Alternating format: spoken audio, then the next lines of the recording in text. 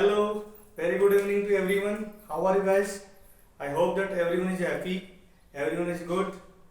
Guys, आज हम जो है थोड़ी सी बात करेंगे एजुकेशन के बारे में।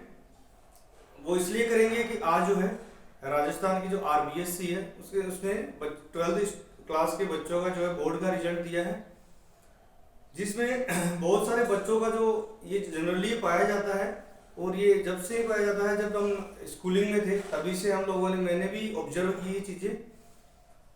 तो जनरली ये देखा जाता है कि जिन बच्चों को अच्छे परसेंटेज आते हैं अबो 90 अबो 80, तो उनकी जो है उनकी जो कंपैरिजन है उन बच्चों से की जाती है जिनको बिलो 60 परसेंटेज आते हैं, और उनके साथ में ऐसा बिहेव किया जाता है जैसे वो एक तरीके से मतलब किसी कोई पराये हैं, मतलब उनके साथ में ऐसा कुछ अच्छे से बिहेव नहीं करते हैं, क्योंकि उनके जो पेरेंट्स को ये लगता है कि 50-60% में इनका कोई जिंदगी जीने का मतलब नहीं है, मतलब आगे जिंदगी में कुछ कोई मतलब नहीं है।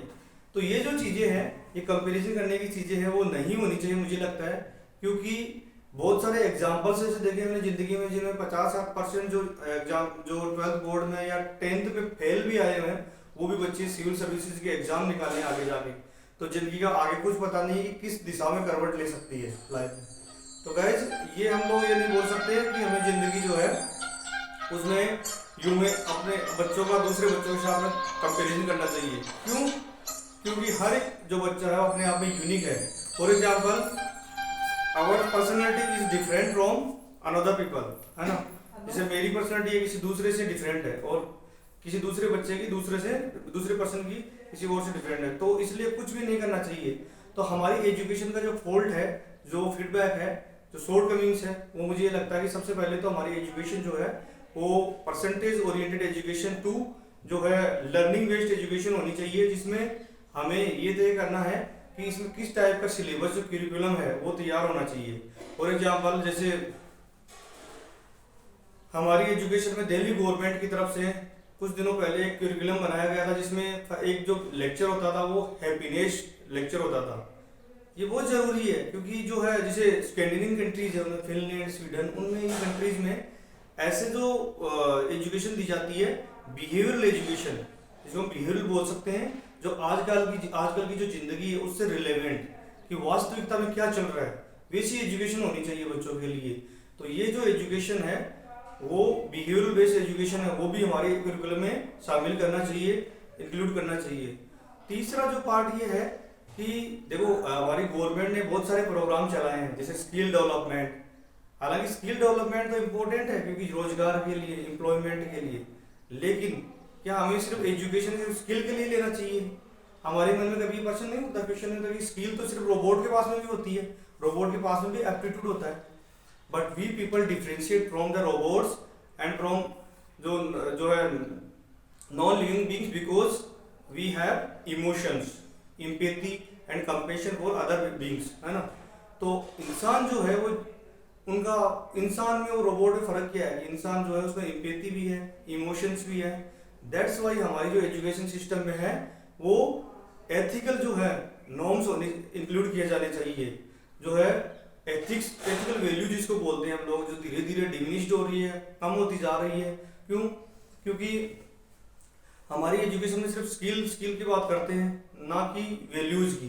फॉर एग्जांपल जैसे आज के जो बच्चे हैं वो आईआईटी की तैयारी करते हैं, अच्छे आईआईटी में पढ़ के करोड़ का पैकेज ले रहे हैं और विदेश में चले जाते हैं, लेकिन उनके माँ बाप जो उनको जो इतना बड़ा करते हैं, उनको जो इतना सपोर्ट करते हैं, बाद में जो है वो जो बुजुर्ग हो जाते हैं या फिर उनको ज़रूरत होती है तो उस टाइम पे वो नहीं आ पाते हैं।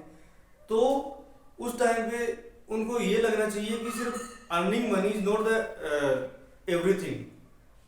जो है असली हैप्पीनेस तो मनी से ही नहीं मिलती है, बल्कि जो है जिन लोगों ने उनको बहुत सपोर्ट किया था, जिनको ज़रूरत है, उनको भी जो है उस टाइम पे काम आना भी जो है हैप्पीनेस होती है। तो हमारी जो एजुकेशन में हो एथिकल वैल्यूज भी इंक्लूड किया जाना चाहिए, जो ज़रूरी है। अब बात करें हम लोग कि आजकल की जो एजुकेशन कल्चर की, तो ज़्यादातर लोगों का यही फोकस रहता है कि बच्चा तैयारी करेगा, जाएगा विदेश में, इसके बाद में जाएगा अच्छी कॉर्पोरेट्स में, जो मेट्रोपॉलिटन सिटीज़ में अकेला रहेगा, अकेलेपन की ज़िंदगी जिएगा, लेकिन धीरे धीरे उसको घुटन होने लगती है उस लाइफ से। तो हमारी सोसाइटी में जो थिन जो जिसको हम बोलते हैं ना, ग्लोबलाइजेशन के बाद में thick society to thin society जो बोल रहे हैं हम लोग, सोशल मीडिया की जो है, उसमें बहुत कुछ जो है गलत हो रहा है। सो थिक सोसाइटी मीन्स हम लोग जो है आजकल की जो मोबाइल की दुनिया है, इंटरनेट की दुनिया है, उसमें हम लोग जो है सोशल मीडिया में इतने बिजी हो गए हैं कि हमारी जो सोशल लाइफ है वो उसके जो है कन्फाइंड हो चुकी है। तो उसमें भी हमें सोचने की जरूरत है, और वो हम लोग तभी कर पाएंगे जब एथिकल वैल्यूज हम एजुकेशन के साथ में एक्शन में उतारेंगे। ठीक है गाइस, इसलिए मुझे ये चीज़ें जो है हमारे एजुकेशन सिस्टम में हमें लेना चाहिए। जैसे जापान है, जापान में स्किल्ड एजुकेशन होती थी पहले, लेकिन बाद में धीरे धीरे उन्होंने ये सीखा कि वहाँ पे जो यंग जनरेशन है वो ओल्डर होती गई और बुढ़ी होती गई, तो बुढ़े लोगों के लिए मतलब सारा के लिए लोग नहीं रहते गए, तो फिर अभी रोबोट्स काम करते हैं वहाँ पे। तो धीरे धीरे उन्होंने भी जो है एथिकल जो वैल्यूज है उसको इंक्लूड किया। और भी बहुत सारे कंट्रीज है, तो ये स्कैंडिनेवियन कंट्रीज है, इनमें जो है एजुकेशन जो है उसमें सभी चीज़ों का ध्यान दिया जाता है, mental plus spiritual plus physical development सबका ध्यान दिया जाता है, ना सिर्फ जो है रोड बेस्ड लर्निंग। तो बोलते हैं ना कि बस रट्टा मार लो पास हो जाओगे, रट्टा मार लो। कभी कभी तो ऐसा होता है कि कुछ बच्चे जो है, अभी एक 2-3 साल पहले बिहार में एक बच्चा था जो पॉलिटिकल साइंस से टॉप किया था, तो उसको पॉलिटिकल साइंस की स्पेलिंग तक नहीं आ रही थी। तो बताओ वो कैसा मतलब जो टॉपिक करना होता है। कहने का मतलब है सिर्फ रोड बेस्ड लर्निंग नहीं होनी चाहिए, रट्टा मारने वाली लर्निंग होनी चाहिए, वो लाइफ लॉन्ग होनी चाहिए। उनको ऐसा समझ में आना चाहिए कि जो चीज़ें पढ़ी है वो हमेशा याद रहे। वो ऐसा नहीं होनी चाहिए कि बस सिर्फ परसेंटेज लाने के लिए पास कर लिया, अगले साल कुछ पता ही नहीं है। और ये हमने भी ऑब्जर्व की है, ये हमने भी इस प्रोसेस से गुजरे हम लोग।